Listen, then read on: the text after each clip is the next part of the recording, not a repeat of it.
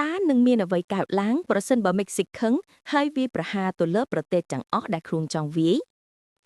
គោលដៅដំបូងគឺសហរដ្ឋអាមេរិកព្រំដែនដ៏វែងនឹងក្លាយជាដំបងសង្គ្រាមភ្លាមៗកងទ័ពមិចស៊ីកនឹងរុនឡើងទៅភាគខាងជើងសហរដ្ឋអាមេរិកដែលជាប្រទេសមានអាវុធច្រើនបំផុតមួយនឹងចាប់ផ្ដើមរៀបចំកងទ័ពភ្លាមហើយនឹងមានការប៉ះទង្គិចដ៏ខ្លាំងក្លានៅជិតទីក្រុងសំខាន់ៗតាមព្រំដែនបន្ទាប់មកមិចស៊ីកនឹងបង្វែរចិត្តទៅកាន់អាមេរិកកណ្ដាលដោយព្យាយាមគ្រប់គ្រងប្រទេសញាក់ជិតខាងនៅភាគខាងត្បូងទោះជាយ៉ាងណា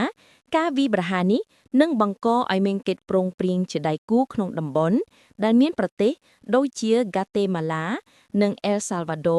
ឈានមុខក្នុងការការពារប្រទេសរបស់ពួកគេយ៉ាងខ្លាំងចុងក្រោយការវាយប្រហាររបស់មិចស៊ីកនឹងមានរយៈពេលខ្លីប៉ុណ្ណោះព្រោះត្រូវបានលើកទំនប់ដោយអាវុធដ៏ខ្លាំងរបស់ប្រទេសផ្សេងៗនិងសម្ពាធអន្តរជាតិជំនួសឲ្យអំណាចដូចដែលចង់បានមិចស៊ីកនឹងប្រឈមមុខនឹងផលវិបាកដ៏ធ្ងន់ធ្ងរ